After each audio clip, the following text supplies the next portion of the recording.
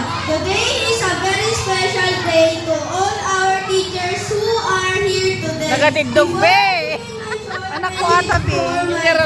Teachers, I would like to thank our dear Lord for always guiding us whenever we enter this school.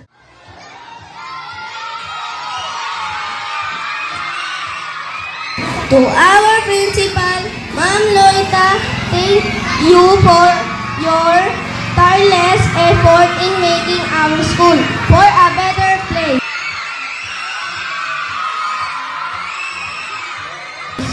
To my beloved advisor, Ma'am Irene, thank you for being such a kind and very patient teacher to us. Thank you for helping us learn with love and care. You teach us new things every day. You make learning meaningful and encourage to do our best, and most especially, thank you very much for always updating my mom on how I am as a student.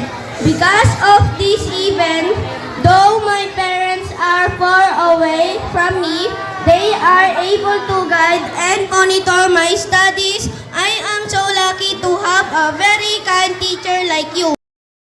To Ma'am Hilda, my teacher when I was in grade 2. Thank you also because even though you are no longer my teacher, you are still there to help and teach me when you have free time.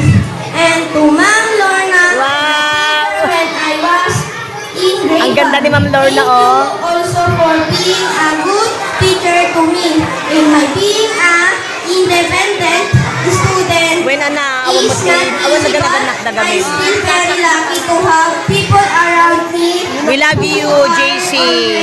O sabihin mo, I love you, JC. I love you, especially my teachers. So once again, to all teachers, Ako na, mukha ko lang na. Oh, I love you, JC. Ingat kayo dyan, Lynn, lagi. God bless po sa ating lahat. Thank you. Yay!